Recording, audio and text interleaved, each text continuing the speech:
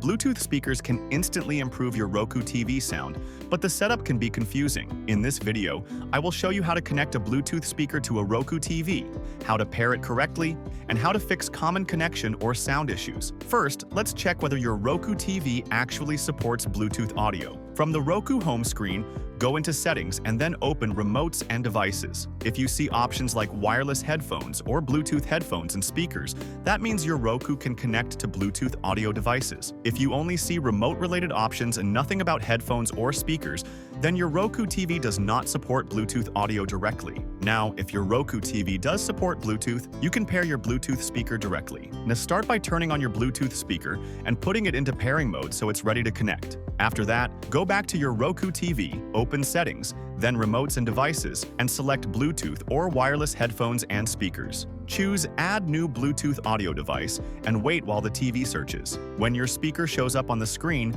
select it and let it connect. Once the pairing is complete, the TV sound will start playing through the Bluetooth speaker. If your Roku TV does not support Bluetooth audio, you can still use your Bluetooth speaker by using the Roku mobile app. Download and open the official Roku app on your phone and connect it to your Roku TV. Inside the app, open the remote and tap the headphone icon to turn on private listening. After that, connect your phone's Bluetooth to your Bluetooth speaker. The sound from your Roku TV will go to your phone and then come out through the Bluetooth speaker. Now let's talk about fixing common problems if something doesn't work. If your Bluetooth speaker is not showing up on the Roku TV, make sure the speaker is in pairing mode and placed close to the TV. If you don't see any Bluetooth options on your Roku at all, that means your TV doesn't support it and you should use the Roku app method instead. If the sound keeps cutting out or there is a delay, restart both the Roku TV and the speaker and try again. And if private listening in the Roku app is not working, make sure your phone and Roku TV are on the same Wi-Fi network,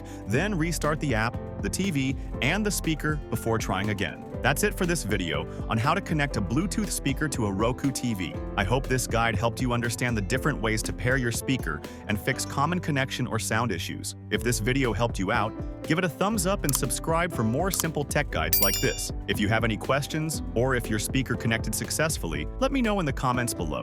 Thanks for watching, and I'll see you in the next video.